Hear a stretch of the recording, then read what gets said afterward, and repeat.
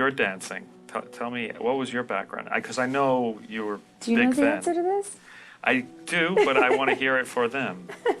I did ballet and other dancing too. I did like tap and like theater kind of Fosse stuff, jazz, until I was like 13. And then when I started acting more, I stopped because, as you know, I'm very extreme and I don't want to be the one taking like one class a week. I want to be the one in there like every day. Were you doing it a lot? 6 days a week, like a couple hours a day. Not just ballet, but some sort of dance.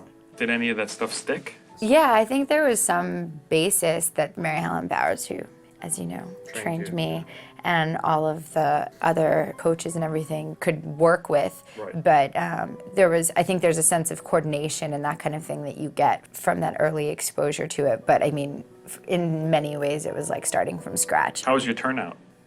Good turnout. Good turnout. Good turnout. But yeah, but other things were a mess. I mean, Mary Helen worked with me for like a month on my pronation of my feet and like not lifting my heels when I plied. Tell me about the different coaches you went through. Well, Mary Helen was the one who started with me a year before, and we just did 5 hours a day of ballet and sort of cross-training to try and make sure that I wouldn't get injured going into the stuff too quickly because it's so harsh on the body. So we did a lot of swimming and weight training as well. And when I got to New York, I started working with Michelle Rodriguez a little bit too, who does gyrotonics, and she sort of was working specifically on my arms and getting everything open because there's such a specific posture and look to the arms. And then they brought in Marina to do classes with me and Olga to do classes and Georgina Parkinson. And she, you know, she did all the specific swan arm kind of stuff. That evil force is pulling you that you can't escape. That's just like out of your control. And Benjamin, obviously the choreographer. It's like really the dream people sort of giving me these sort of pointers. And then, I mean, Mary Helen was just there like every second, warming me up, giving me small pointers. I mean, things that, you know, like, I don't think I realized how much was like here too, that some of the most important notes were about where my head was placed or where my eyes were looking. Okay, thank you. Thank you, Nina. It's very nice. And then through all that, you were able to emote. How hard was that? Like half of the time they were trying to get me just to close my mouth while I was dancing because it's like you're concentrating so hard on what you're doing that like your tongue is sticking out and your mouth's like open. That was definitely more challenging than I could have ever expected.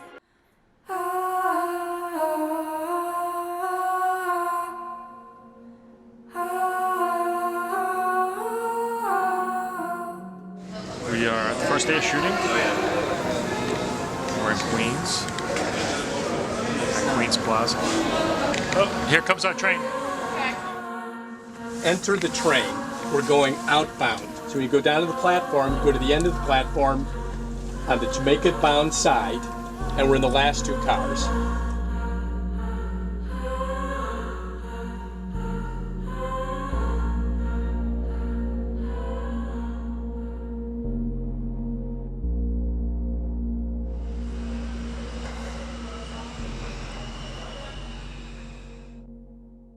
I was reading Dostoevsky's The Double, which is about a guy who wakes up and his double's there starting to replace his life, and was thinking about how to do something with it.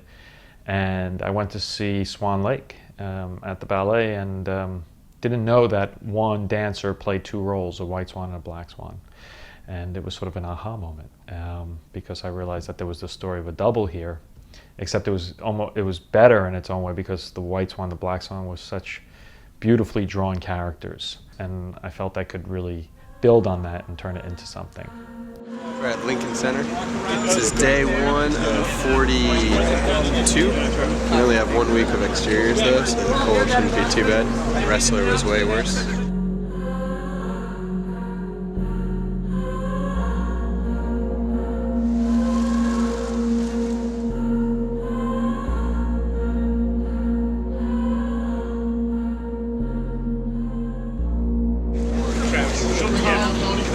once she'll start to look, and she starts to look, that'll motivate you.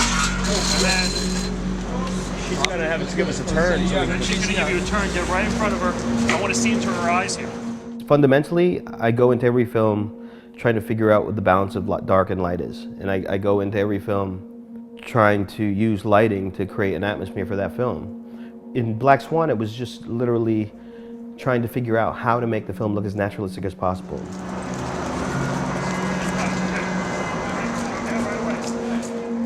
Well, we shot a total of 43 days. You know, starting that way was tough. It was tough on the crew, it was tough on morale. You know, to just start a shoot and go into winter nights in New York City. Still get some nice architecture, still beautiful. Is that us? Yeah, it's us. We have a limit to how many people can be over there and have to be 3 feet away from the statue.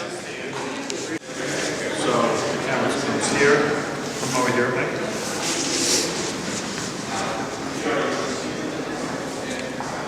Start to come up. One of Darren's big interests in filmmaking, I think, is subjectivity and making sure that you're always telling the story from the point of view of your main character. The film is a fable, and it's in a lot of ways it's a ballet, but the way that influenced us is that we took a lot of elements from Swan Lake that aren't necessarily explicit and sprinkled them throughout.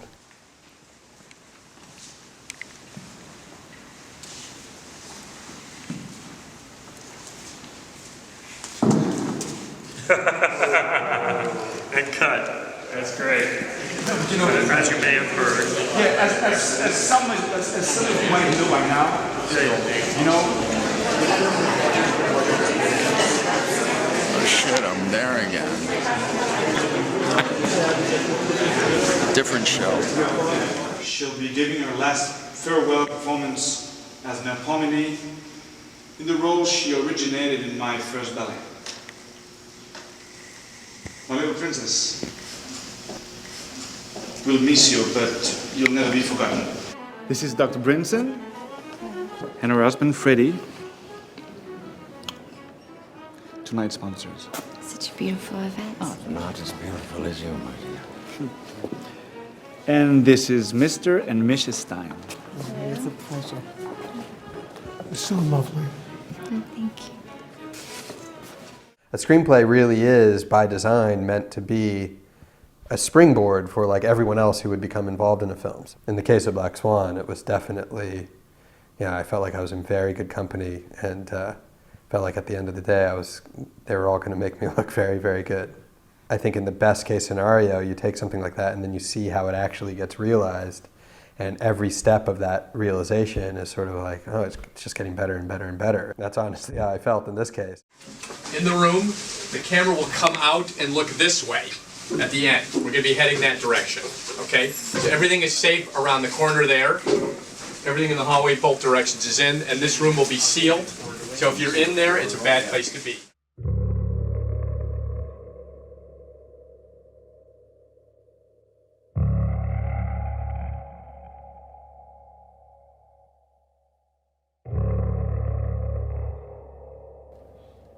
I'm nothing.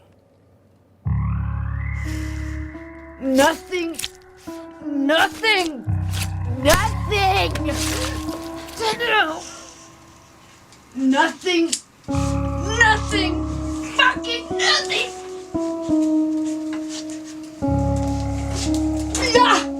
Cut. Good. Very nice. Check the gate.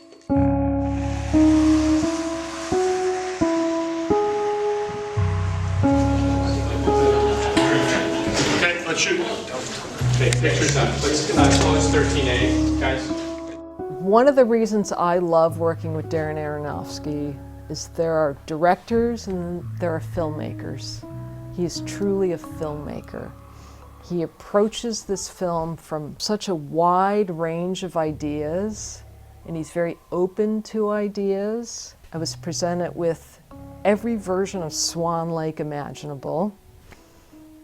Go away, come back, let me know your thoughts.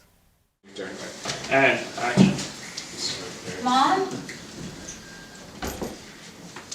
Where do you want me to go? It's a combination of everybody walking into a set that is now dressed. Then the actors walk into a set that's now dressed. They take it in for a moment. Maddie and Darren will block out exactly where we're seeing the set. So then it becomes a scramble of redressing the set to that blocking. Sometimes the blocking is incredibly organic. I have to quickly change around to make sure that those backgrounds look as best as possible.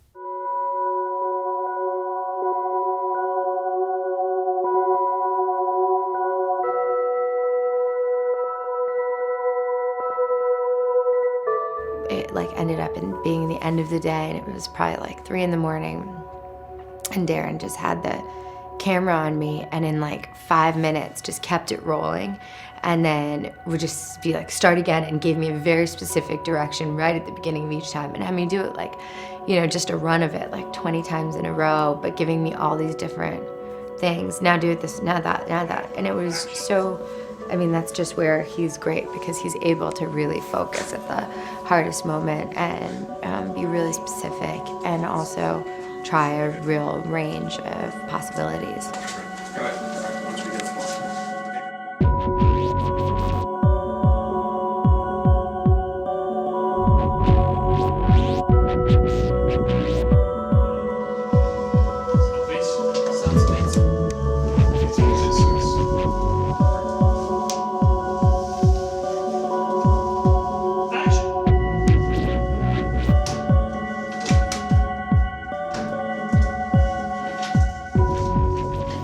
I'm incredibly proud to have worked with a director that knows how to push people, but is such a great collaborator that you want to be pushed. This one was very challenging, not only for the budget, but the time schedule was so tight. But I also find that on movies like this, when you have those restrictions, first thought, best thought. I truly believe in that, and this is such a good example of that. Max in the POV, which is the this 9.5 lens underwater. Yeah. We're gonna drop 2 drops right by lens. Bloop, bloop. And then Natalie will go. We won't do the close focus. The tightness that you make this actually determines how close you can focus it. So to have this be completely accurate, it really has to be completely tight. Yeah, you will. You know, we wanted a POV, a subjective POV, which Darren loves, of Nina in the bathtub. It was one of the large scare moments in the film, but it was simply an underwater periscope. You're gonna do a thing.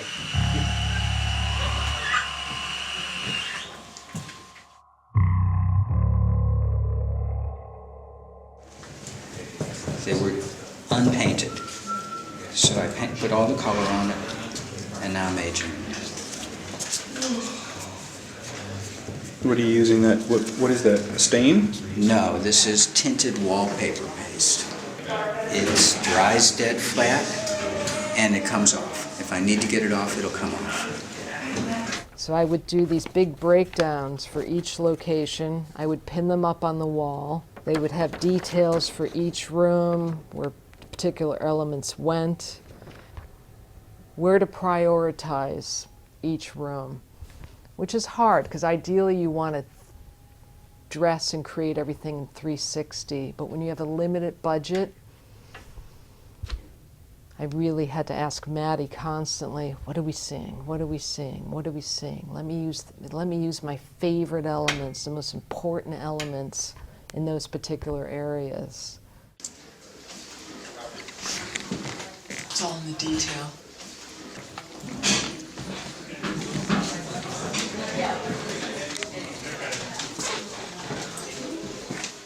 Erica's bedroom. Who did all the drawings? The art interns. It's Rothbard. This wallpaper we made. I've made these sun prints upstate. We made wallpaper out of it. So what happens to everything when it's done? Like when we're all wrapped, what happens? We usually have to store hero locations. It depends on the studio, it depends on the movie. Sometimes everybody can buy a piece at the art department sale. I don't know what they want to save yet on this one.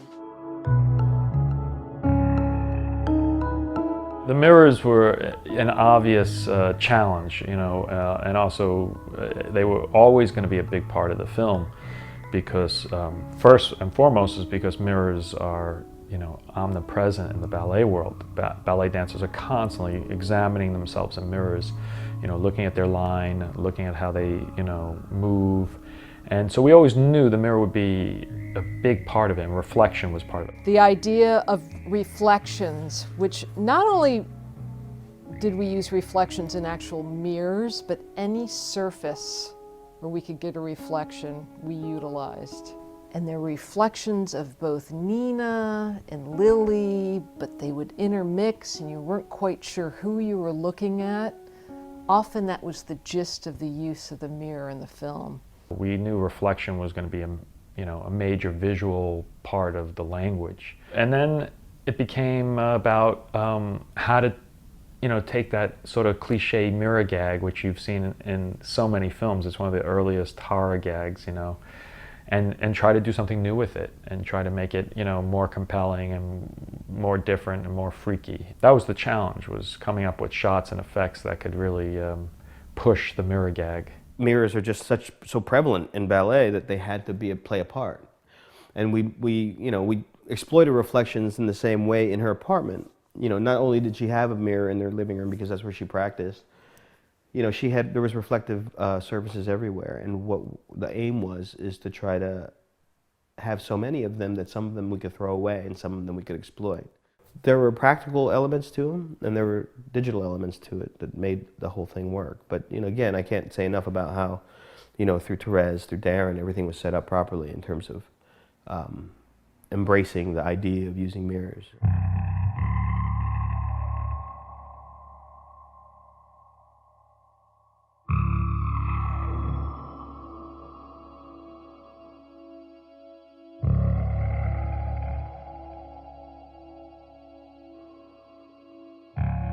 They're seeing Brendan in a mirror, but the mirror that they're seeing him in is in another mirror above the bed, which is next to another mirror that they could potentially see him in. And he's going around this giant stalactite chandelier thing, which is also in the mirror. It's great. It's been a cakewalk, really. I could do this myself.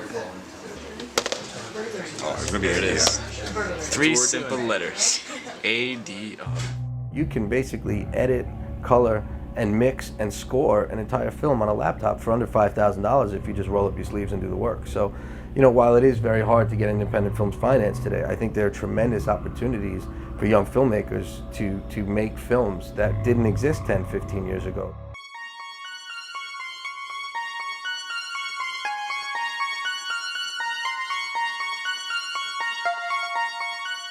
Well, Scott and I always felt that what we really needed was to, you know, find spaces that really work together because we were working with such a small budget.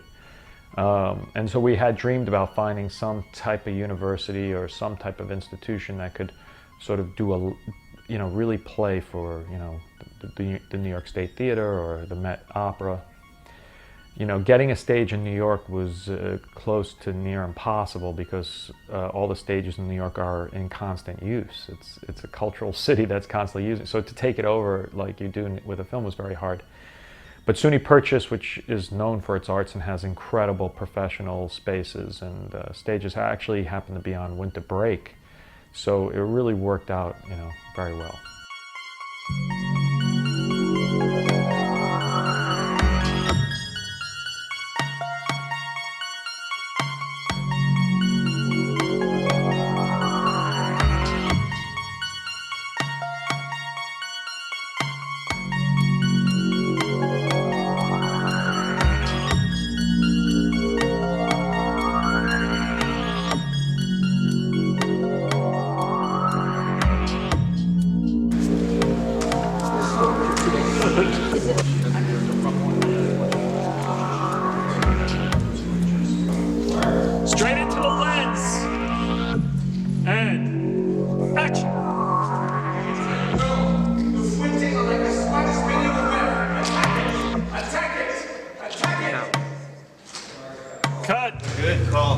spinning it the wrong way.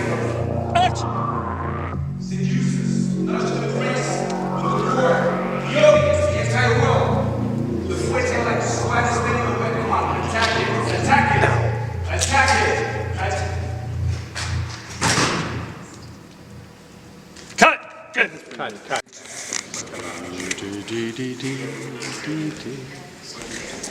Hold on. Let me hear you sing Swan Lake. You what? Do Swan Lake. Spread this. Okay,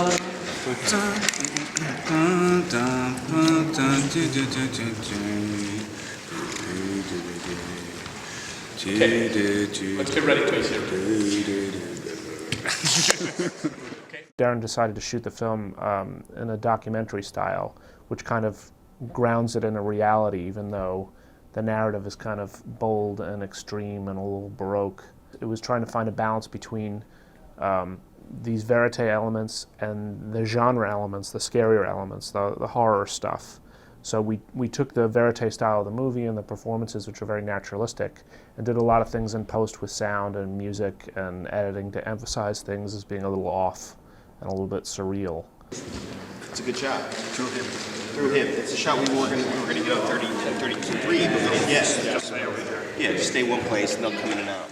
He gives you direction as a cinematographer, he gives you direction as a production designer, and he gives you direction as an editor.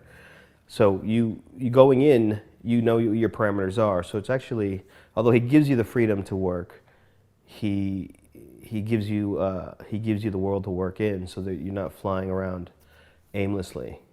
I was a little nervous to take on something like Swan Lake because it's such a an epic piece of performance. I knew I had a lot to learn, but I think that's the excitement of filmmaking, is that you get sort of thrown into these new worlds, and you get a crash course, and you get to surround yourself with a lot of experts and people who spend their lives studying this stuff, and so they can fill in a lot of the holes.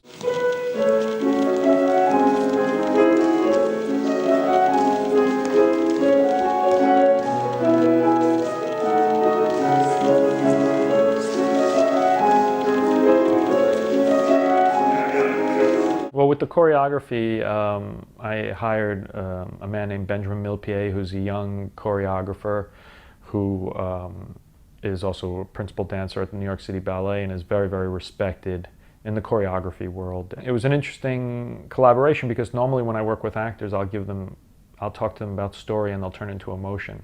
With Benjamin, I would talk to him about story and he would turn it into movement. That was a fun collaboration to see how he could express through movement, what was going on in the story. And then on top of that, of course, Natalie would then perform it and put her own emotion into the movement.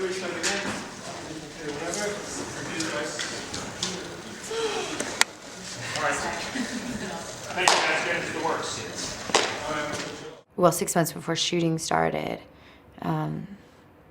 I started serious ballet training, 5 hours a day of ballet and sort of cross-training to try and make sure that I wouldn't get injured going into the stuff too quickly because it's so harsh on the bodies. I'm, really lucky to work with such talented people, and then they're going to have ideas that are going to be awesome.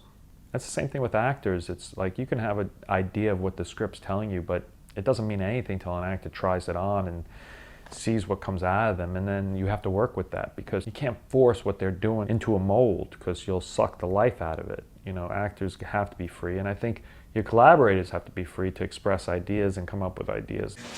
Actually, this side's better. So Yeah, I agree. It's worked out. One of the most important qualities of any director is that they're decisive, and Darren's able to recognize right away what's important to telling the story and what isn't, and when there's a happy accident that he didn't necessarily plan on, how to immediately grab on it and make good use of it in the film. Or actually, camera's over that shoulder. She's going to go that way. You could turn this way to see her go. Okay? This way to see her Good. go. And then wonder what's going on, and then you're in it. Okay, that's all fine. Okay? Let's try that again. I'll put that wheel on some days.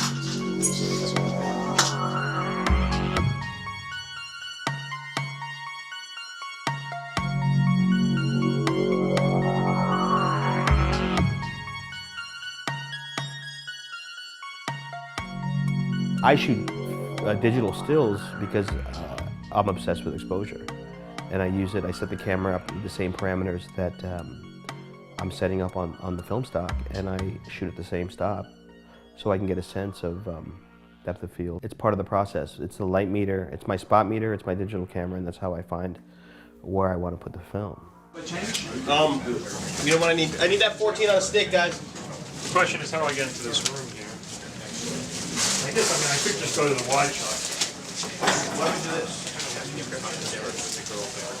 You know, like when you go to the dentist and they drilled into your tooth, and then they blow it out, you know, with water, and then you put your tongue in there, and it's like a big opening and like a lot of pain. That's not where we are. Working with actors is all about trust and getting them to take chances and getting them to put their emotions out there on film and to show themselves. I just work hard with actors, telling them that I'm there to protect them and let them explore and to really go for something. So in general, actors, that's what actors want to do. You know, they want to be great, and they want to perform, and they want to emote, and they want to cry, and they want to be scared. I mean, that's what they're doing the job for. I mean, the real actors, some actors are there, you know, for the trailers and stuff, I imagine, but I don't work with them too much. I like to work with actors that like to be on set and to really do the work. And if you cast well and find those types of people, you know, they'll be your best supporters, and they'll be there for you. Exclamation point, heart. It's a little like normal, right? Yeah, I think it needs to go like that way, and a bit more of a sprawl. I'm gonna have you write it quick.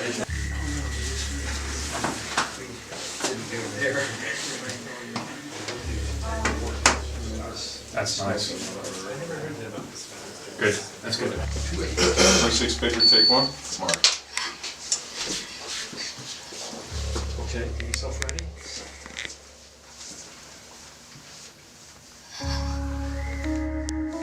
Laugh it out. Action.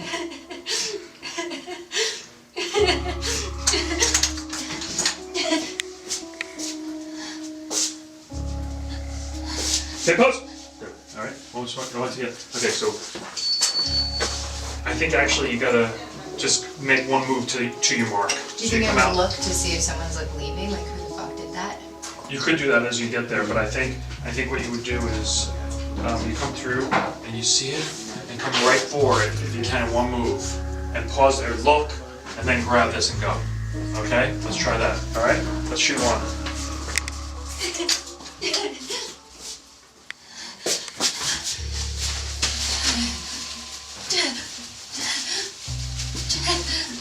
Okay, and cut. Good.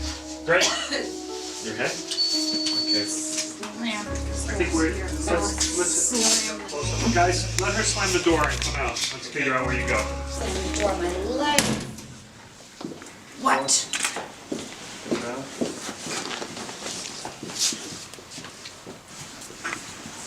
Do I let him in or close him out? Okay, we're going with you. Let him out. Keep him out. It was amazing. Yeah? It was really fun. That was my first trashing of a room in film and in real life. It gave me a second wind, and it's what, 4 in the morning? And I was like falling asleep, and now wakes you up. It was great. It was a really cool experience. Hey guys, before you go, if you hear me scream cut, just freeze, okay? Okay. And action!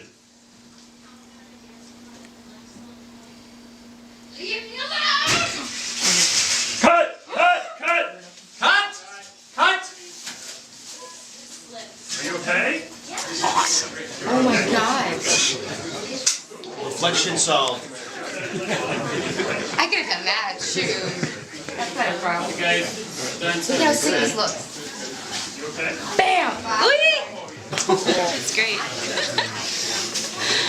Ready to do it again. Okay, let's just do one. This is the last one for the choke. Okay, this is what we need. We just got to get that a little better. This is poured resin, so I put like a cookie sheet. I mixed this like pourable clear resin, poured it into the bottom, stuck a sheet of Mylar down, and then covered it over in resin again. And when I dried, it was like these flexible sheets. So you get something that you can do this with. It'll look a little more like that. This is what it's like working on Black Swan. I think every little girl wants to put on a pink tutu and run around, and it's so fun. So yeah, I think I did. I never wanted to be a professional ballerina. I definitely don't want to be a professional ballerina now. I can honestly tell you I would not have done this movie if Darren wasn't directing it. And this is not to go to Darren's head, okay? The character in the film is so complicated. Such a complicated story to tell that I don't know if easily in the wrong hands it would be very cheesy and very silly, and I don't know how many directors could pull this off. So because of Darren's the reason I did it. I've never had to die. I've been raped, I've been shot at, I've blown up in a house, but I've never died, like on screen. So I'm really excited. Okay, let's give it a shot. This is it? Yeah, use the thinner blood. No, but just use more force. Just try more force. Yeah. Try one more time before we clean her up. No, you gotta force harder. And there you go. Good job. Larry did it. Okay. I've been studying ballet years ago, so I kind of knew that world a bit. Then I've watched more than movies about it. I watched like a few documentaries, of course. That was very helpful. But I went to the opera in Paris. You know, I worked a bit with Mikhail Baryshnikov. I've seen him work with dancers. I went to see Peter Martins directing his dancers, and I went to see rehearsals of the New York City Ballet too. And something appeared very, very fast is that the key of the character was narcissism. If you're really passionate about what you do, I guess it really does excuse a bit of what you are and the way you behave. That's the way I did it. Not so stiff. Don't be afraid of him. Your mission is destruction through seduction. And now, fly! I don't know, I mean, some people work differently, but you know, I think actors have to find their own way to work, you know? A set is a very special place, and you need to be able to find your freedom without being a weight for anybody else. And so it's, you know, it's how do you interact with that environment, and it's different all the time. Adapt and stay yourself, you know. Well, you need to be relaxed. I think that's the most important thing, you know, and to enjoy the moment. At last, I can see the black swan. Cut. Good. Go again. I mean, everybody's got his own way to concentrate, to focus, I guess. But if you spend more energy pretending you're focusing, you know, then it's really no use. And I guess actually I did it too. I went on sets like,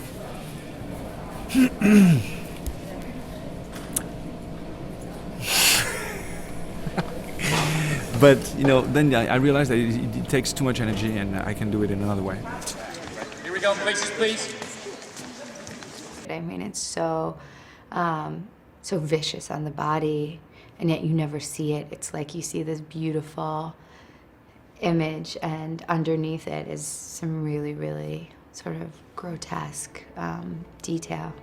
That's another thing in ballet in general, is like just seeking this perfection, and there's a real beauty to it because it's all ephemeral, you know, everything is in a performance. It's not captured on film forever most of the time. It's not captured anywhere. It exists for a moment as beauty does. It's just too bad at the end. No, that's all right. I could cut around that. Good. What's important for me is the arms. Yeah. Just help me with the arms a little bit. Look in the direction that you're going. Don't look back. Let's take 10. And they're all striving for that moment of perfection. You know, they'll work tirelessly and destroy themselves to find that perfection.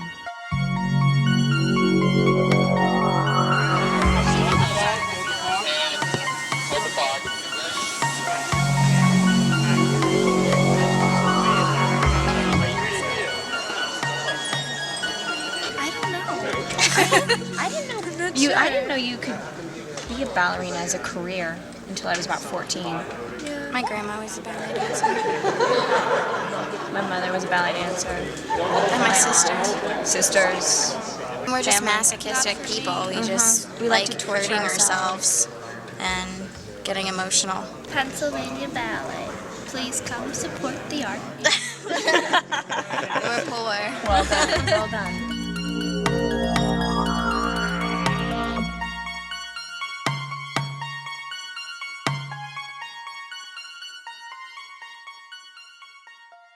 Well, yeah, but because I was really close to the dancers, and when they were like doing that really like fast dancing, you know, so and they were breathing in a way they sounded like horses, you know. It was actually beautiful. Yeah. You know, when they were passing by us, you know, I was like over there in the corner. You could really feel the energy. Yeah, and it was like athletes. Well, ballet is built on, 5 positions of the feet. You start at the bar. Every day, even professionals, you start with pliés and you move on to tendus. So, the ballet world is very regular and very repetitive and very predictable. There's a certain personality type that gravitates to that structure, because you always kind of know what you're in for that day, and it's this kind of personal pursuing an ideal, making your body achieve something that it's never really going to achieve, you're trying to get this beautiful line and rotate your legs completely 180 degrees, which really your body's not meant to do. You know right away if it's something that you're gonna want to really do. Because it's so physically demanding and so kind of emotionally demanding, but at the same time, there's not anything that gives you such, it's definitely given me a life, and it's going to be hard to find something that fills the same place when I eventually have to hang it up. Okay, let's get ready, please. The time we had was very, very short. We had one day to shoot each of the big performances at the end, and you're basically putting on a huge show. And then, at night they had to do a turnaround and a turnover to the next act of the ballet, and then we'd have to come in and be ready to shoot. But of course it would take a few hours to set up the lighting and all that. So it was really tough. Cut. We'll go again. Real quick, I'm sorry. Okay, Let's go again. right away. Right away. Here we go. We're shooting the final act of Swan Lake. End of the film. And I'm just thinking about shots I missed.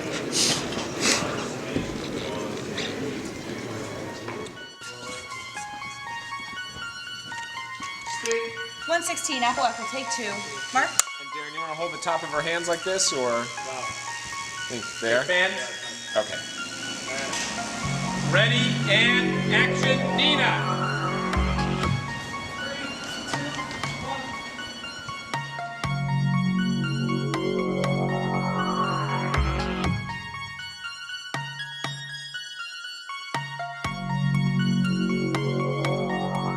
It's fun to watch. It's fun to go on a roller coaster.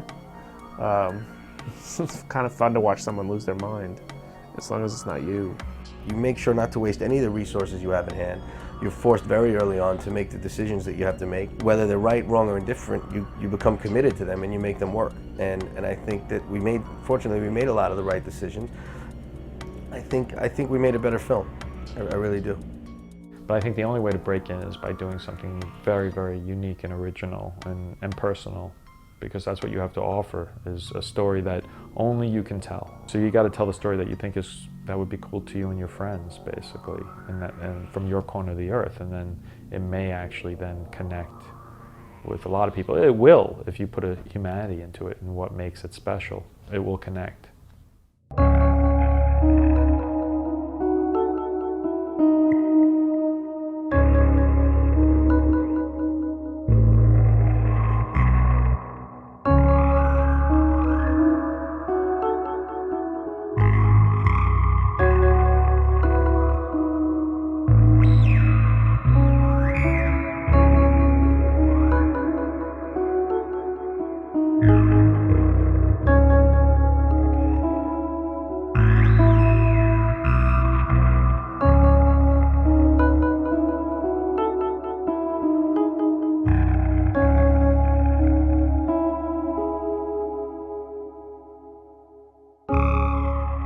filmmakers today are starting to embrace that you can add to your story and add to your narrative with these little sprinkled visual effects across the entire film, and they're not in your face, and they're not Transformers, and they're not dinosaurs, but they're there and they're prevalent today, not just in this film, but in a lot of films as well. Darren's one of those directors where he still likes to do makeup effects.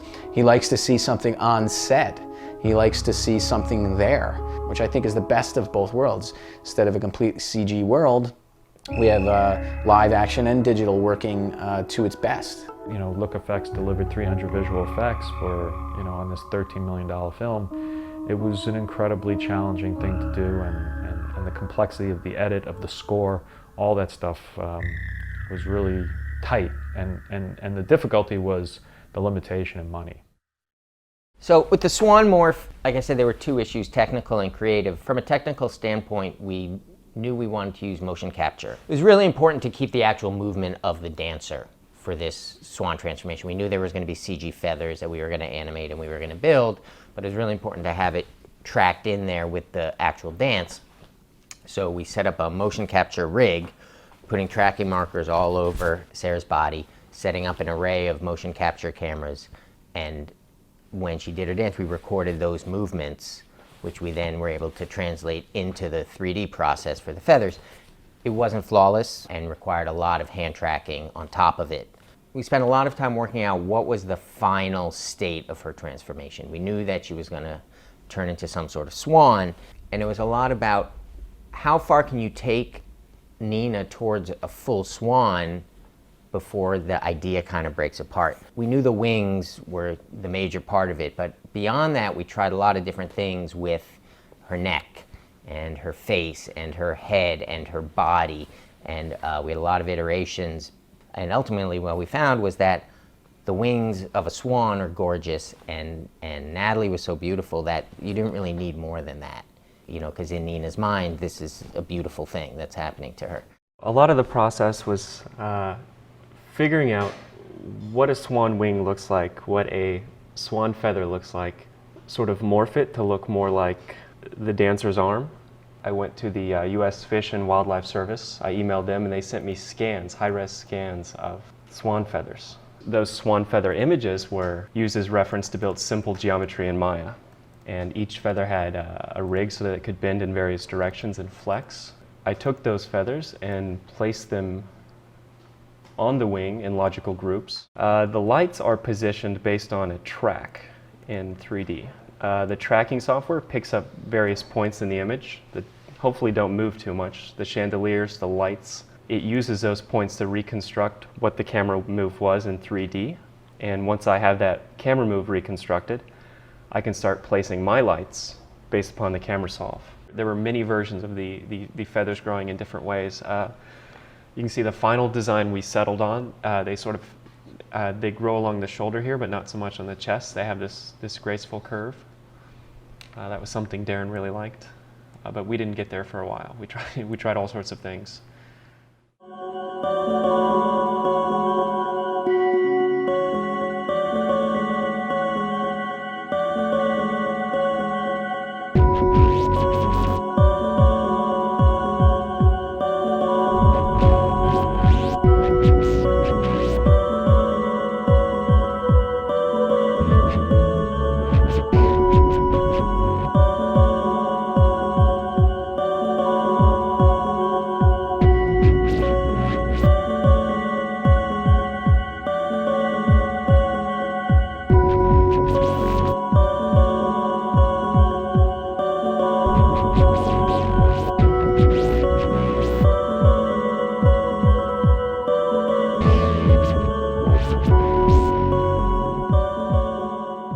You know, I think one of the exciting things about visual effects is that it is so much more accessible now than it used to be. You know, there are kids today, there are probably 10-year-old kids who are learning After Effects and starting to pick this stuff up and are gonna, you know, create the shots in the future that are gonna blow us away because they've been doing it their whole lives. You can get your hands on these tools and start to learn them, and once you start to learn them, if you've got the ideas and you've got the drive and desire to make great stuff, you can do it. And then once you prove yourself that you're an artist, you can find work and you can do this stuff.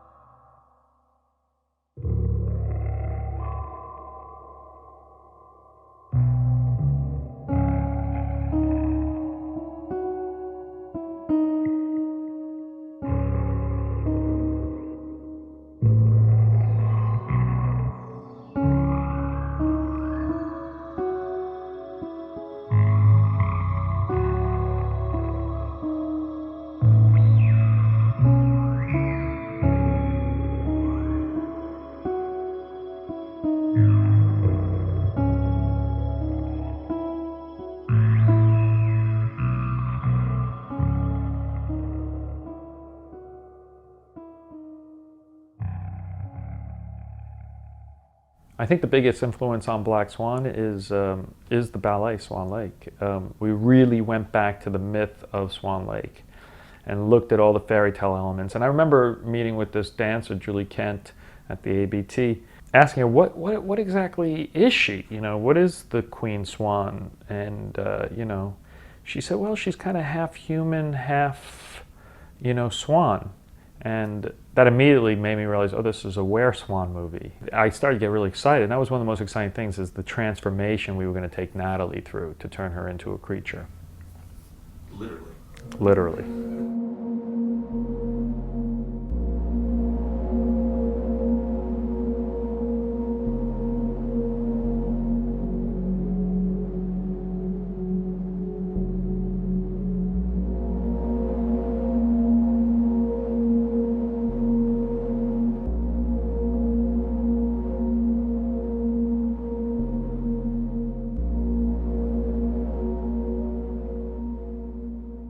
You know, I had a guy in my shop look at the effects list and say, oh, you know, there's a lot of effects. And then he looked at the date next to each effect, and they were all on the same day. You know, so January, 30th, there were 6 different complicated effects, scenes that had to be filmed. So there wasn't a lot of time to prep everything. So it was a real guerrilla style way of filmmaking. It was a real R&D to figure out how to make all these even symmetrical rashes without covering Natalie's back in a big appliance. Because when you cover someone, no matter how soft the piece is, it looks, especially in a moving back, especially in a ballerina's moving back, you'll see little crinkles and strange things in it. I would actually put some glue on Natalie, put the actual mold on her skin, and peel the mold off. So you're getting direct from mold to the skin appliance. And within 5-10 minutes, the makeup was done. Guys, where's Rothbard?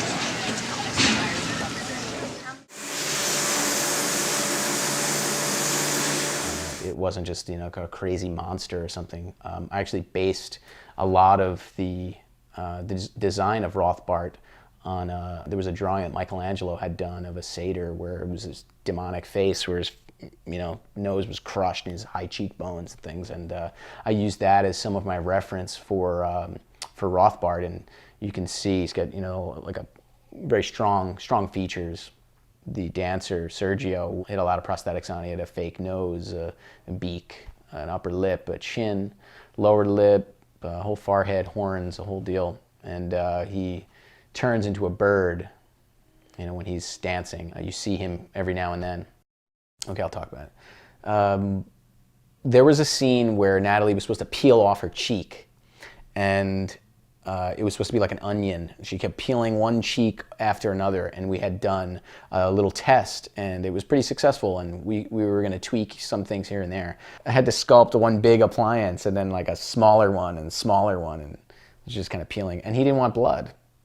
Didn't want blood in that. He wanted it to be like an onion kind of thing. We bake these.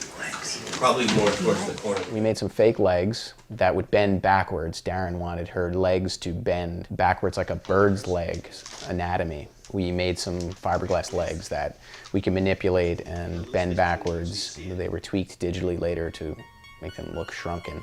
And unsure yourself, something's weird, and right leg, left, and fall. Good.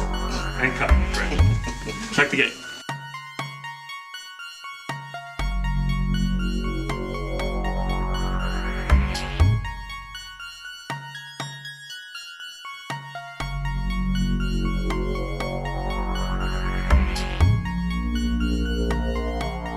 Be sleepless nights and last minute things. That's what a good director does, and as a demanding director as he is and as cool as he is, he's a very visual guy, and he knows what he wants, knows what he wants to see, and you have to keep up with Darren to take part in one of his films. Ooh, that's a little creepy looking.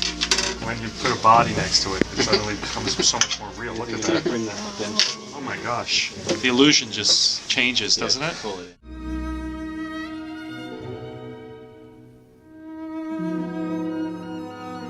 We're opening our season with my new version of Swan Lake, taking the role of our new Swan Queen, the exquisite Nina Sayers.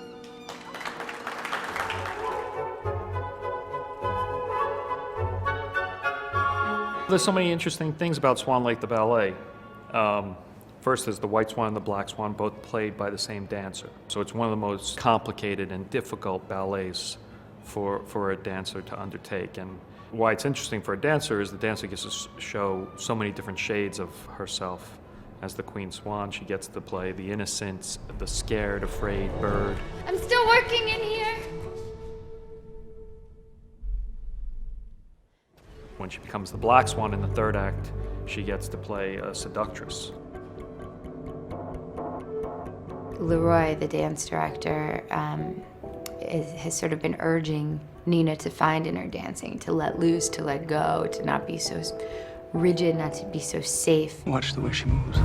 Sensual. She's not faking it. Vincent wants Natalie's character Nina to have the passion of the Black Swan and the sexuality of the Black Swan, and my character tries to like make her be free and try to make her relax and tries to sympathize with her, but it innately just makes everything go bad.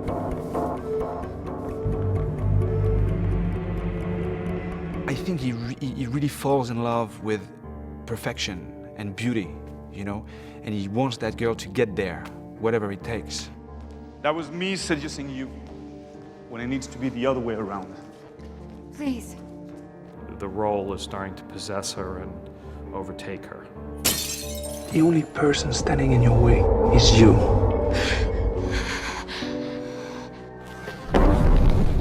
I think as the film progresses and more pressure is put on her, she starts to descend into a kind of more and more unsteady darkness.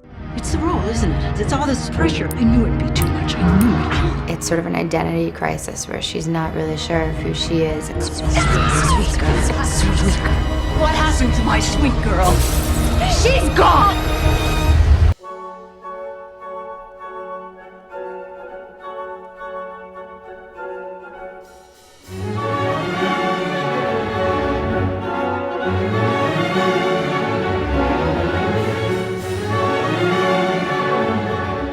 Therese Dupree is a production designer that I've wanted to work with for years, and she's turned me down film after film after film.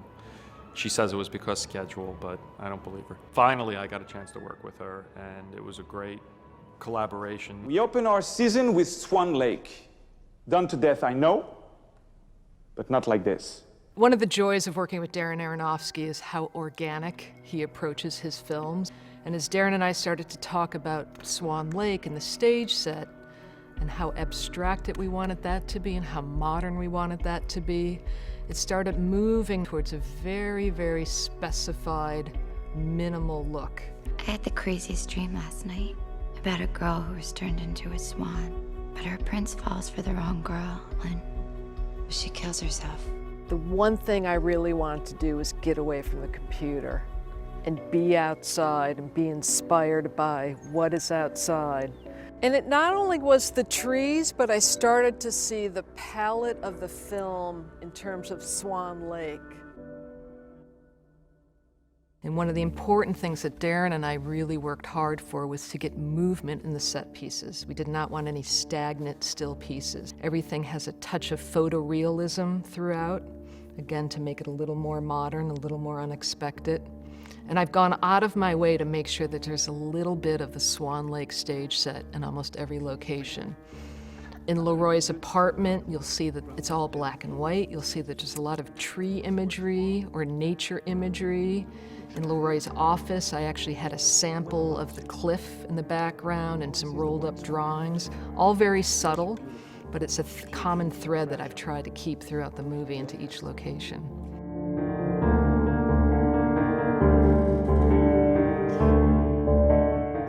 And I always put together a palette very early in the movie so that all the department heads, my department, wardrobe, lighting, were all in sync for that particular look, because it will affect the entire movie. She was able to really create a big canvas for us. It's a very controlled palette. Black, white, silvers, grays, greens, and pinks. Nina's room in the apartment is actually the only warm place in the apartment. It's pink. It's the only time we're using a little bit of warmth in there. But it'll be very obvious that it's a child's room, and the control that her mother has on her, you can sense just from the production design in that room. Oh, shh. Almost done. We also wanted to use mirrors in the film. In the world of ballet, there's mirrors everywhere. Dancers are always looking at themselves. And so their relationship to their reflection is a huge part of who they are. And in Black Swan, it kind of takes on a whole nother meaning. And so visually, we really are pushing what it means to look in a mirror. And when you translate that into cinema, you know, you can start to do some really scary, frightening, unsettling things. It's really about the arc of Natalie's character in these environments.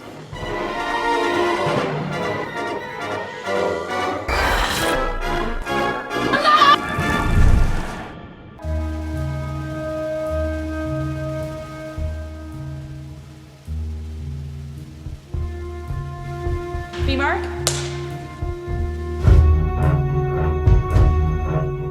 When I started to make films, I thought that it would be interesting to set something in the ballet world. A setting that is very rich and interesting, but not very visited by movies. Costumes were designed by Amy Westcott. Amy kind of had the challenge of taking these ballet costumes and trying to spread them out into the real world so that everything kind of connected and came together. It was a lot of just making sure that the costumes are completely visible on set and really standing out and looking amazing. And for us, it was just a brand new, fresh take on Swan Lake.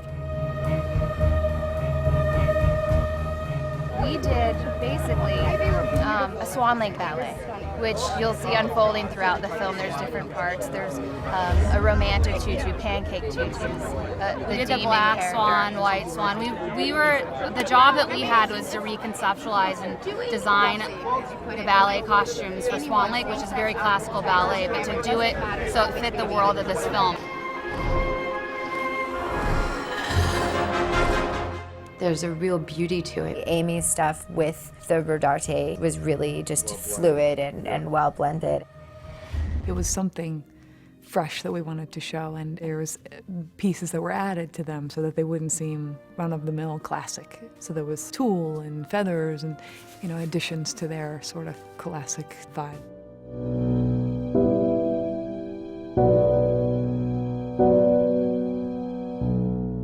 Everybody has their unique sort of personality, and a lot of the times you see them in a wide shot and you see their personality through their clothes. He promised to feature me more this season. Well, he should. You've been there long enough. And you're the most dedicated dancer in the company.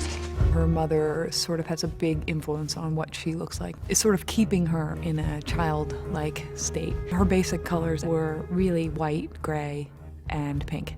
And we were doing heavy on the pink, doing this sort of childlike thing, and really squeezing the pink out by the end. So, you know, her arc, even though it's just a couple of weeks really, was putting some black in the end, and, you know, making sure that it looks a little bit more serious, and that, you know, there's one time where she wears black tights instead of pink tights, and that's that one, like, snap, you know, when she's finally sort of on the other side of the fence. She's starting to rebel a little bit against all of these strictures.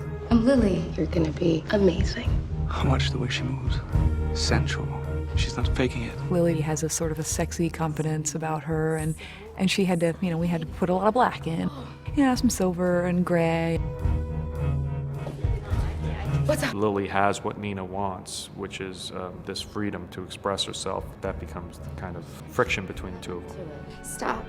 Please stop. It was challenging to work on because we're working with something that's so well known. Swan Lake's probably one of the most famous ballets, and to make it unique and make it special to this film, and you have to believe this complex psychology that develops throughout the film, and the costumes really tell that story. I think Darren likes to dive into the world and get it right. So when he dives, we all dive right after him. Let's go, yeah. Okay, stand by, please. Here we go.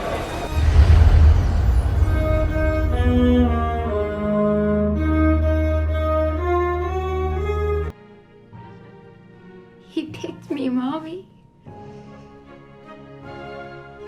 Do you hear me? I'm gonna be the new Swan Queen. Well, I'll be home soon. I just wanted to let you know. I love you too. Darren and I talked about doing a ballet film 8 years ago. He came up and met me at school. I was 20, and it sort of took this long to gestate and get to where it is. There were all these layers sort of building up to shooting. At last, I can see the black swan. Good. Cut. The script was really interesting, and it sort of parallels to the Swan Lake stories. Just want to be perfect. You what? Want to be perfect. She's dedicated and obsessed and hardworking, but it's not letting her be free enough or sensual enough. Also about letting go.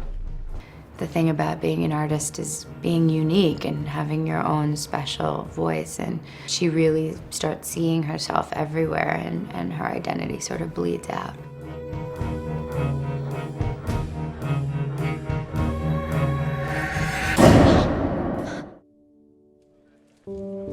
Over the years, I sort of kept up with dance classes here and there. And then 6 months ago, I started serious ballet training. It was definitely challenging beyond the technique, which was really, really challenging, obviously.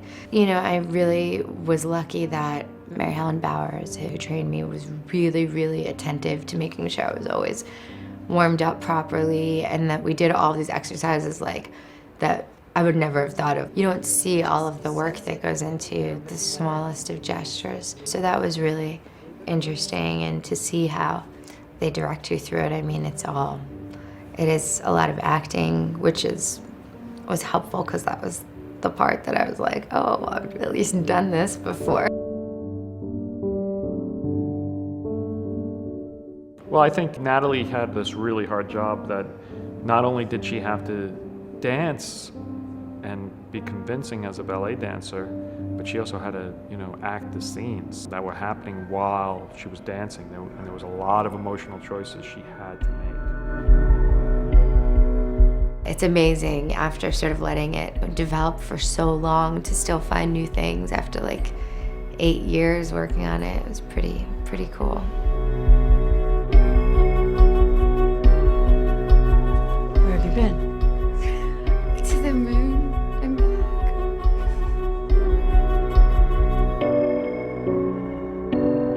Art. And good.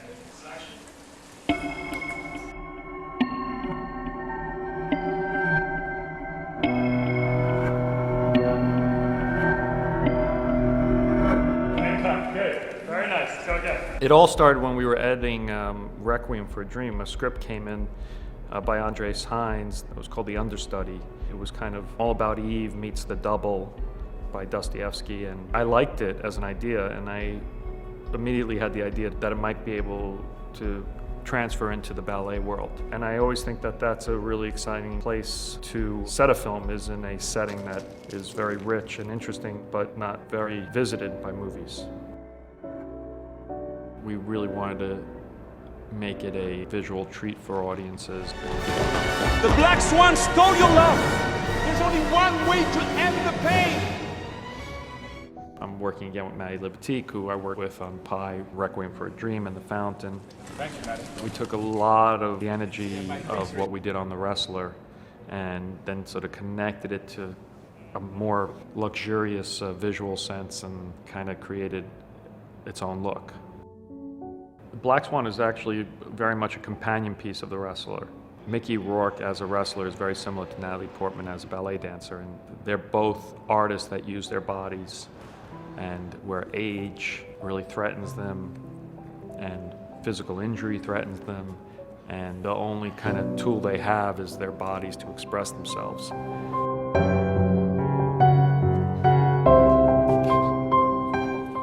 They look a lot different, but they're kind of united with a similar type of film stock and approach to how we were going to shoot it.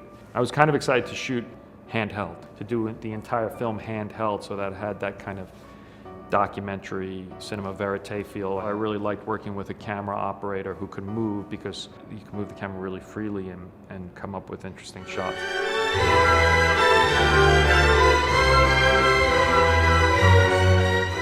My mentor always told me how to make them laugh, cry, or scare the out of them. And so I wanted to try the scary one. It's got kind of elements of horror, elements of drama, elements of paranoia. Everything kind of connected and came together.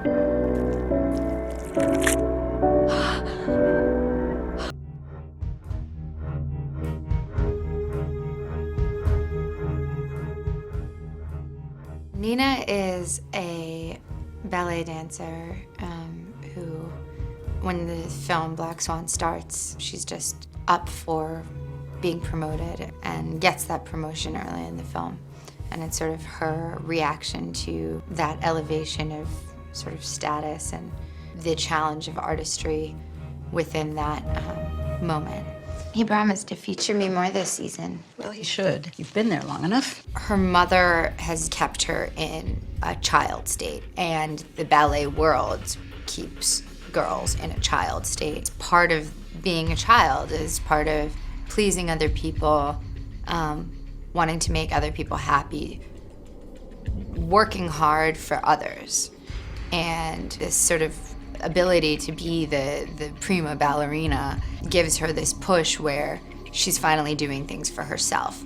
And of course there's a sort of explosion of ego there, but it's sort of that exploration of the relationship between ego and your artistry, and that sort of maturation of finally doing something to please yourself. Ah! You bit me! I'm sorry. I started talking to Darrena Aronofski, the director of the film, about the project about 8 years ago when I was in college still. He said he wanted to do a sort of psychological thriller set in the dance world. And I'd always been really interested in dance as a sort of medium of expression. And I think it was really helpful to have all of that time to sort of let everything soak in and kind of sit there for a while. I think that's always really helpful when you sort of think about it and then just let it rest, because your sort of unconscious mind does a lot of work when you're doing other things. It's like gathering clues, and I feel like more of like a collagist than anything. It's like kind of grabbing different clues and then like making this collage out of all of those clues, and then having some sort of reaction to this thing that you build. Attack it! Attack it! Come on! It was an extremely taxing shoot. Ballet is so physical, and such a huge part of the psychology behind it is the extreme discipline of the art form, the quest for perfection constantly, the sort of obsession and passion for it, and also the pain, you know, the extreme pain of creating that beauty. So all of that real life parallel was extremely helpful for building character too. It wasn't simply a physical thing. It also became much more part of the mental state of the character. It was a year of training. It started out as, a couple hours a day. And then at about 6 months before, we started doing like 5 hours a day. That was like ballet class plus sort of cross training to try and get my body super in shape. And then about 2 months before was when I started like the extreme eating weight loss scenario. And then we started doing all of the choreography too. So that was like 8 hours a day. It was very extreme. And then during shooting, we had to keep the training up. So, we do a couple hours before or after work, sometimes both before and after work. And during work, you have to continuously be warming up all day long because, every time you do a dance scene, you have to warm up before. So I'd do like, 4 or 5 bars a day, bars like the warm up for ballet. I was really ready for when it was over, but it was a great experience. Like I think it was necessary that it was finite because it allowed me to be able to work that hard. Like when I see that ballerinas do that for their entire life, I'm like, I can't really imagine putting myself through, but I'm sure also it's less painful when you do it your whole life. Like, that's what they were saying to me, that like, you know, part of the reason it was painful was because I tried to, you know, do what they're doing starting at 27 years old. It's a lot easier if you just do it continuously from when you're like 5 years old.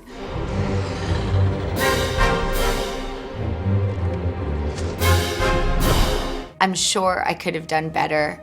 I always feel like I could have done better, but I think at that moment in my life, I gave everything and I committed fully and I, you know, worked as hard as I could, and that's a really fulfilling thing.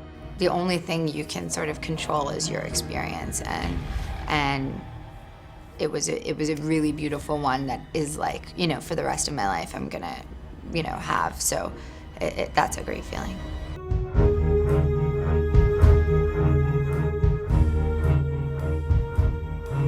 My name's Darrena Aronofski. I'm the director of Black Swan.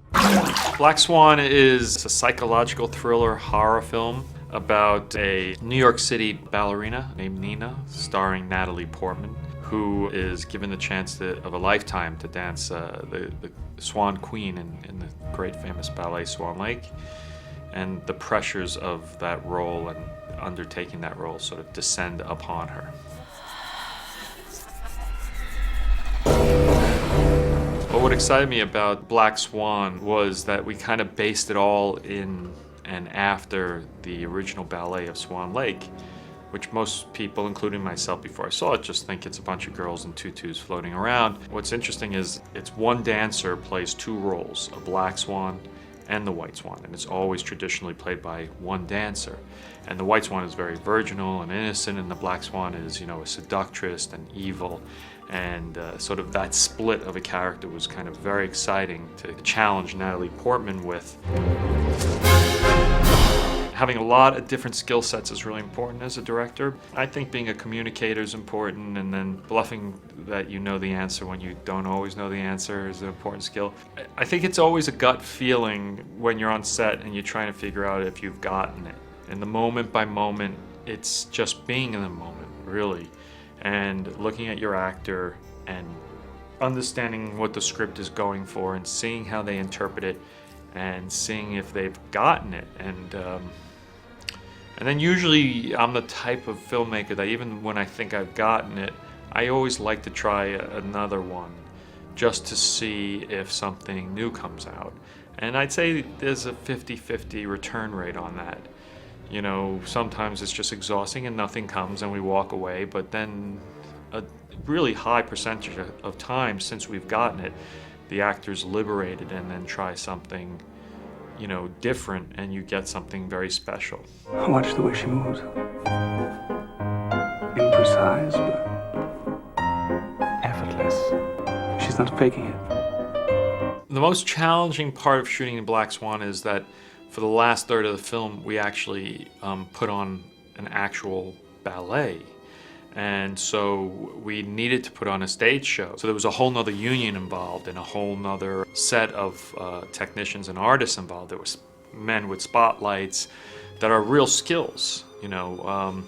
And then to coordinate that into movie making, because the camera, we didn't shoot the ballet stuff in a very traditional way. We got into the ballet, we got into the action, and we danced with the dancers. So that becomes very challenging because there's lots of lights that have to turn on and off so that there's not huge shadows cast across the actors' faces. So it was basically a ballet around the ballet, you know, all of us dancing around this ballet that was going on. And so that was very, that was a big challenge, very difficult on our very limited budget. Modern filmmaking, you know, it's the price per day, and thus the price per second has just become so outrageous in cost that it's really hard to make, you know, it's really very difficult to make films with a lot of time. And, you know, and there's always the famous triangle of time, creativity, and budget. You know, that's the kind of triangle pulling on each other, because if you know, if you don't have one of them, the other two get stretched. Attack it! Attack it! Come on!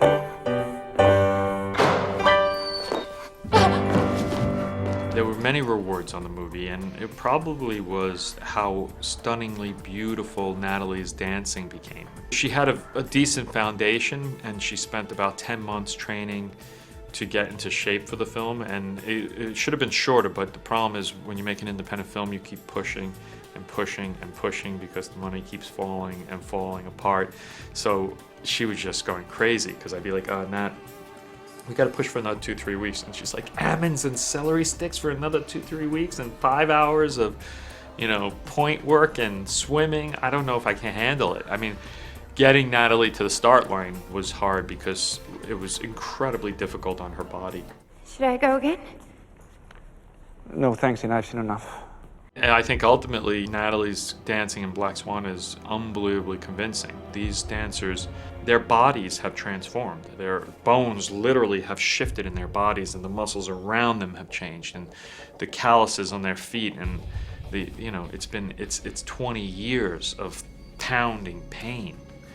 And to try and recreate that in someone who isn't doing that is really hard. And I think ballet people will of course see through the illusion, because there's no way to, you know, if she's playing a prima ballerina, you're talking about, you know, one of the most graceful people on the planet, and Natalie is incredibly graceful, and probably her acting on her face is better than most of the dancers, but the physical grace is a very hard thing to do. But I think to anyone who's not a professional dancer and deep in that world, the illusion will completely work.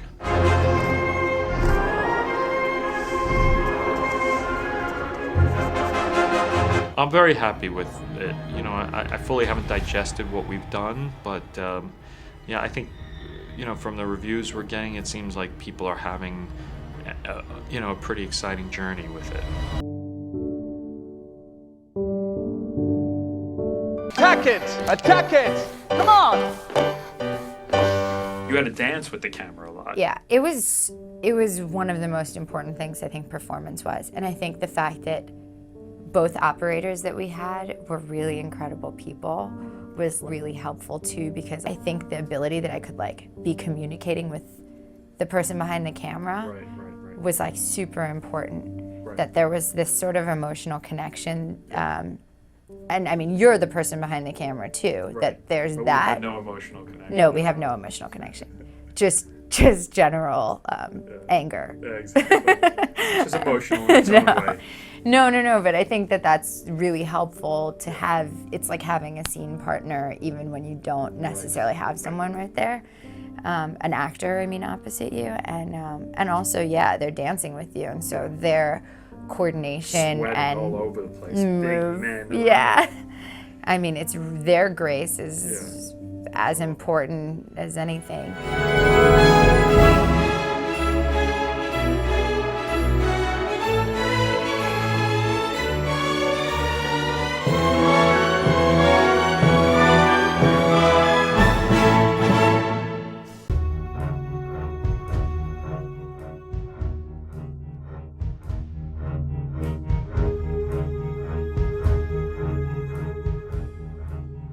I'm Winona Ryder, and I play Beth McIntyre. Beth, I'm so sorry to hear you're leaving the company. What'd you do to get this role?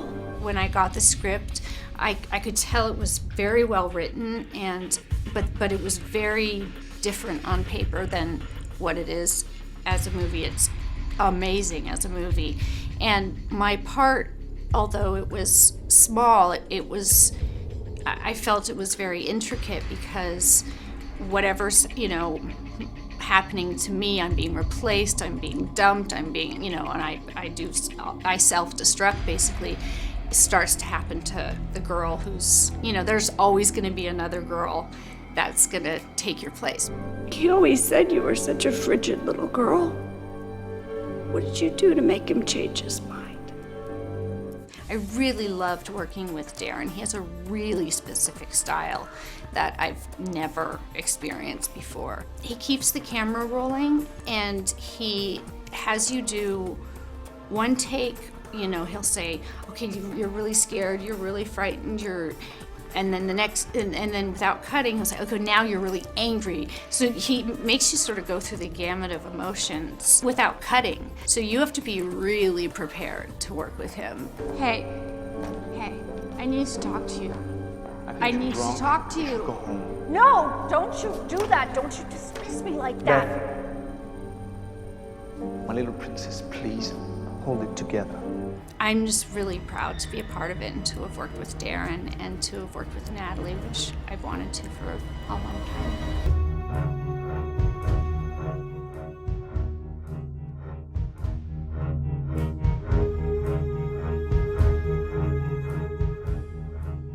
My name's Barbara Hershey and I'm playing Erica in Black Swan. He promised to feature me more this season. Well, he should. You've been there long enough. Erica is the mother of Nina, who's played by Natalie Portman. I was an ex-ballerina myself, and she lives with me. She's a grown girl living with me.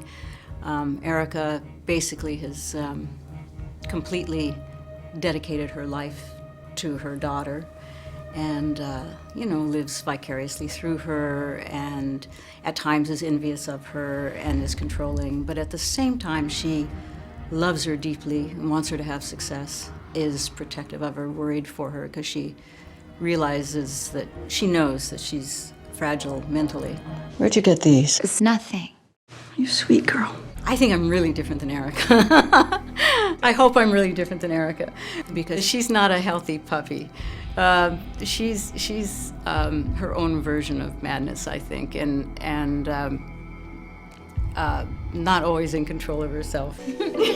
I approach each project differently according to what the character is. Sometimes if I'm playing a character closer to me, I'll just go as deep as I can inside of me. If I'm playing a historical character, then there's a certain kind of research. In this case, it involved ballet, so I got to go backstage at ballets and watch them rehearse and see how they walked and, you know, all of that kind of thing. It's the role, isn't it? It's all this pressure. I talked to a public defender once about how he represented people he knew were guilty. And he said the most beautiful thing. He said, if you look hard enough into someone's history, you'll find the moment that they changed, the moment that they became what they became. And you start with that empathetic moment. And I think I do that with a character that's very complex and very unhappy, is I find what made her like that, what that moment is. And you start with that place of empathy. I knew it'd be too much, I knew it. All I ever want is to actually walk away knowing I've tried my hardest. And if I know I've tried my hardest, and especially if a lot was demanded of me, then I have a really satisfying day. Then it's kind of a form of ecstasy, because it's really, really what you want.